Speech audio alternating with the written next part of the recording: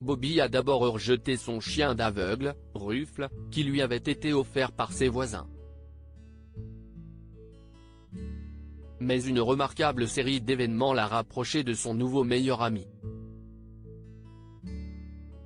Les habitants d'Encore Avenue avaient un slogan: la famille d'abord, les voisins ensuite. Installés le long d'une magnifique route bordée de grands chênes et d'arbustes luxuriants, les voisins ont développé une communauté bienveillante.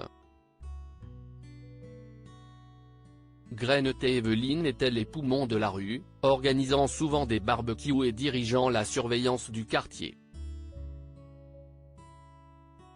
Aucun événement ne pouvait se produire sur Encore Avenue sans qu'il ne soit informé. Un jour, Jessie est venue rendre visite à Grant et Evelyn pour prendre le thé. Elle était en ville pour voir son père vieillissant, affectueusement connu sous le nom de Bobby. Jessie a grandi dans la rue et a appris à apprécier l'hospitalité des Herbert. Mon vieux père a vu le docteur aujourd'hui. Le médecin a dit qu'il devait se lever et marcher plus souvent pour sa santé, mais mon père a dit qu'il ne pouvait pas parce qu'il est aveugle, a révélé Jessie. Bobby est un ancien combattant qui a perdu la vue en servant dans l'armée. Depuis lors, il vit reclus, passant la plupart de son temps à l'intérieur de sa maison. Eh bien, une association caritative à proximité offre des services aux aveugles. Peut-être que nous pourrions le surprendre avec son propre chien d'aveugle, a suggéré Evelyn. Jessie accepta, espérant que son père ne réagirait pas mal à ce geste de bonté. Au fil des ans, Bobby était devenu grincheux et asocial, allant même jusqu'à s'opposer à une récente fête d'anniversaire surprise qu'elle avait organisée en son honneur. 2 semaines plus tard, Jessie et les Herbert ont amené un chien d'aveugle nommé Ruffle chez Bobby. Ruffle était un retriever doré amical et assez calme. Jessie a sonné, et Bobby a lentement ouvert la porte.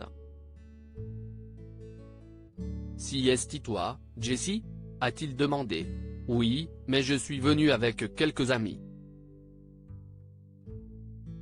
Grant et Evelyn sont ici, et nous avons pensé te surprendre avec ton propre chien guide, » a répondu Jessie avec enthousiasme. Bobby a immédiatement retiré sa main. Jessie a tout de suite compris que Bobby n'était pas impressionné. Il était célèbre sur Encore Avenue pour sa mine renfrognée. Il détestait secrètement les chiens depuis son enfance et avait été pourchassé par un chien dans son précédent quartier. « Tu ne sais pas que je déteste les chiens. Et je n'en ai pas besoin pour me guider ou que ce soit. Si vous voulez tant vous promener, je me débrouillerai très bien avec ma canne, » leur dit Bobby. Jessie a essayé d'expliquer à son père qu'un chien guide serait beaucoup plus efficace qu'une canne, surtout s'il y a du trafic. Grant et Evelyn ont également essayé de le convaincre que Ruffle serait un compagnon sûr. Malgré tous leurs efforts, Bobby n'a pas cédé. « Tu ne peux pas faire confiance à ces bas DS », ajouta-t-il. Jessie savait qu'il ne parviendrait pas à convaincre son père. Une fois qu'il avait une opinion bien arrêtée sur quelque chose, il était presque impossible de le faire changer d'avis. Jessie a fait savoir à Grant et Evelyn qu'il devrait penser à un plan B pour Ruffle. Le chien était formé pour aider les aveugles et aurait bientôt besoin d'un propriétaire. La voisine de Bobby, Marie, a entendu la dispute et a proposé son aide. Elle a 2 jeunes fils qui adorent les chiens. Nous pouvons nous occuper de Ruffle en attendant, sans problème, suggéra-t-elle. 1 heure plus tard, ses fils, James et Andrew, ont commencé à jouer avec Ruffles dans la cour de leur maison. Frustré et embarrassé, Bobby écouta la radio en marmonnant. Puis, il a pris sa canne et est sorti se promener tout seul afin de prouver qu'il était capable d'exécuter les recommandations de son médecin sans aide. En haut de la rue, une voiture est arrivée au moment où Bobby traversait la rue. En remarquant cela, James et Andrew ont compris qu'il était en danger. Ruffles a immédiatement traversé la rue en courant vers Bobby, le poussant sur la pelouse de l'autre côté de la route alors que la voiture s'arrêtait brusquement. Ruffles est arrivé juste à temps pour sauver Bobby.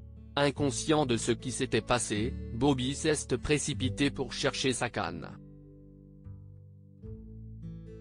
Mais qu'est ce qui se passe ? A-t-il demandé. James et Andrew ont traversé la rue en courant pour l'aider à se relever. Monsieur Bobby, Ruffles vous a sauvé la vie. Cette voiture était sur le point de vous renverser, et Ruffles vous a poussé hors du chemin, a expliqué Andrew. Le conducteur de la voiture s'est précipité pour s'excuser auprès de Bobby. James et Andrew ont couru raconter à Jesse ce qui s'était passé. Un peu plus tard, Jesse, Grant et Evelyn se sont précipités pour trouver Bobby assis avec Ruffles.